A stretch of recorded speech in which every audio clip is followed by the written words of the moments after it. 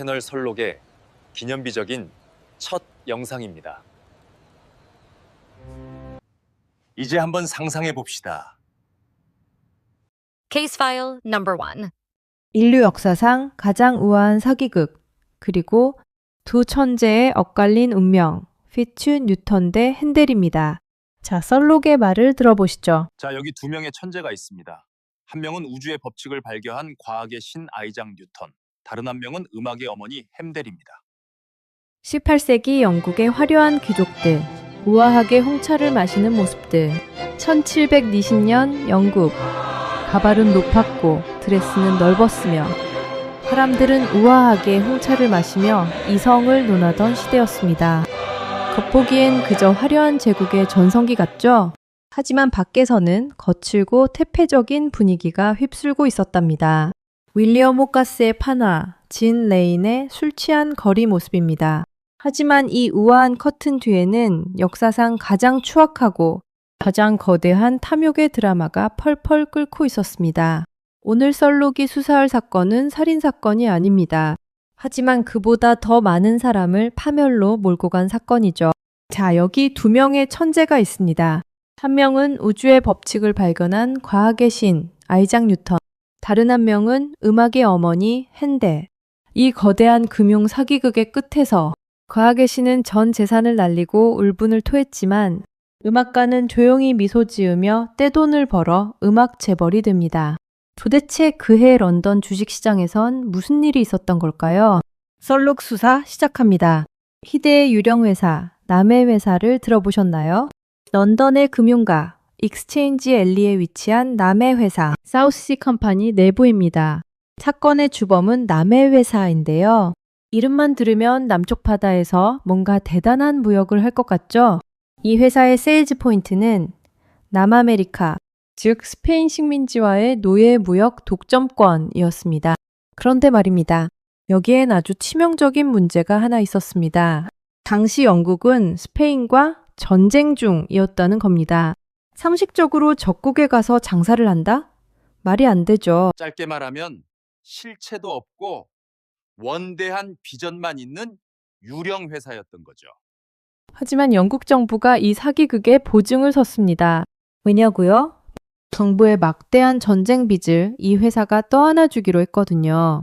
남의 회사 주식의 주가 폭등 그래프입니다. 놀랍게도 이건 비트코인 차트가 아니랍니다. 정부가 밀어주니 주가는 미친 듯이 뛰었습니다. 1월에 128파운드였던 주식이 불과 5개월 만에 1000파운드를 돌파합니다. 10배가 오른 겁니다.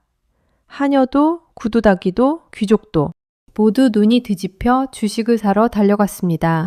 바로 이 광기의 한복판에 우리의 두 천재가 있었습니다. 천재들의 엇갈린 선택, 뉴턴 대 핸델의 남의 주식, 사우시 바블의 결과가 과연 어땠을까요? 1720년 당시 주식 거래소 역할을 했던 조나단 커피하우스의 시끌벅적한 내부입니다. 이곳은 정보와 루머가 뒤섞이는 주식 전쟁터입니다. 한 테이블에 앉아 계산기를 두드리며 심각한 표정의 뉴턴. 바로 그 테이블 옆에서 조용히 커피를 마시며 주변을 관찰하는 핸델의 모습이 보이네요. 먼저 과학의 신 뉴턴경을 볼까요? 그는 사실 초기에 남의 회사에 투자해서 7,000파운드, 지금 돈으로 약 15억 원 정도를 벌고 깔끔하게 털고 나왔습니다. 역시 천재다운 스마트한 투자였죠. 그런데 그가 판 뒤에도 주가가 계속 오르는 겁니다. 어제까지 자기보다 멍청하다고 생각했던 옆집 김씨, 뒷집 박씨가 갑자기 벼락부자가 되어 마차를 끌고 나타납니다. 우리 천재 과학자 뉴턴이 이 투자 기회를 놓칠까봐 포모가 오셨네요. 천하의 뉴턴도 포모는 견딜 수 없었나 봅니다. 그는 결국 이성을 잃고 판 돈에 빚까지 끌어모아 역사적 최고점에 다시 풀 매수를 감행합니다. 네, 전문 용어로 설거지 당한 거죠. 우리의 천재 음악가이자 투자의 귀재, 핸델을 보시죠. 그는 여전히 침착합니다. 반면 그 근처에서 이 난장판을 지켜보던 작곡가 핸델은 달랐습니다. 그 역시 왕실의 고용인으로서 투자는 했지만 시장을 보는 눈이 달랐죠. 핸델은 오페라의 대가입니다. 그는 알았던 거죠. 관객의 환호성이 가장 크고 오케스트라의 볼륨이 터질 듯이 커지는 순간, 그 크레센도의 정점이 곧 막이 내릴 시간이라는 것을요. 모두가 가자를 외칠 때 핸델은 본능적으로 블러프함을 감지하고 조용히 주식을 전량 매도해 현금과 안전한 국채로 바꿨습니다. 대중의 광기에 휩쓸리지 않는 예술가의 직관이 과학자의 이성을 이긴 순간입니다. 이 추악한 대우와 뜻밖의 결말, 궁금하시지 않나요? 국왕 조지 1세와 그의 정부 켄달 공작 부인이 있는 화려한 왕궁 내부입니다. 이 거품이 어떻게 가능했냐고요? 배후에는 왕실의 타락이 있었습니다. 당시 국왕 조지 1세의 독일인 애처 켄달 공작 부인은 이 사기극의 핵심 VIP였습니다. 그녀는 회사로부터 거액의 주식을 뇌물로 받았는데 조건이 기가 막힙니다. 주가가 오르면 그 차액을 현금으로 챙기고 주가가 떨어지면 그냥 없던 일로 해주는 겁니다. 세상에 원금 보장형 뇌물이라니 창조 경제가 따로 없죠. 오 마이 갓! 거품이 터지고 폭락합니다. 망연자실한 사람들. 뉴턴이 절규하면서 괴로워하네요. 1720년 가을.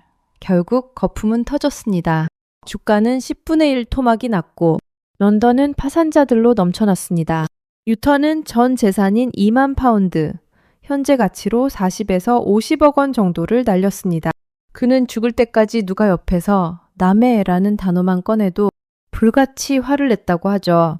그리고 남긴 유명한 말이 있습니다. 나는 천체의 움직임을 계산할 수 있지만 인간의 광기는 계산할 수 없다. 이때 난세의 영웅처럼 등장하는 정치인이 있습니다. 나라가 망할 위기에 처하자 사태 수습을 위해 한 남자가 등판합니다. 바로 로버트 월폴입니다. 그는 천재적인 정치 감각으로 꼬리 자르기를 시전합니다. 왕실과 관련된 핵심 증인들은 해외로 빼돌리고 몇몇 하급 관리들만 처벌하며 왕을 지켜냈죠. 그 보답으로 조지 1세는 로버트 월폴에게 전권을 위임하고 로버트 월폴은 영국 의회를 장악하게 되죠. 자, 여기서 역사의 아이러니가 폭발합니다. 왕은 자신의 추악한 비밀을 덮어준 월폴을 전적으로 신임하게 됩니다. 정치에 관심 없던 왕은 월폴에게 모든 권력을 넘겨버리죠. 그리하여 로버트 월폴은 영국의 사실상 초대 총리가 되었고 오늘날 우리가 아는 영국의 민주적인 내각 책임제 시스템이 자리 잡게 됩니다. 네, 맞습니다. 현대 민주주의의 중요한 기틀이 역사상 가장 더러운 주가 조작 사건을 은폐하는 과정에서 탄생했다는 불편한 진실이죠. 이제 사건의 마무리 시간입니다. 다시 호가스 그림의 진거리입니다. 탐욕에 눈멀어 이성을 잃었던 과학자는 재산을 잃었고 광기 속에서 리듬을 읽어낸 음악가는 그 돈으로 훗날 위대한 걸작 메시아를 탄생시켰습니다.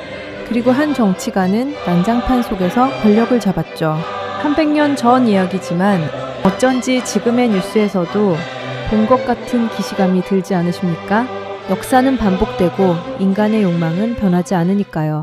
세상의 모든 흥미로운 이면을 파헤치는 썰록. 첫 번째 수사는 여기까지입니다. 이 사건에 대한 여러분의 생각은 어떠신가요?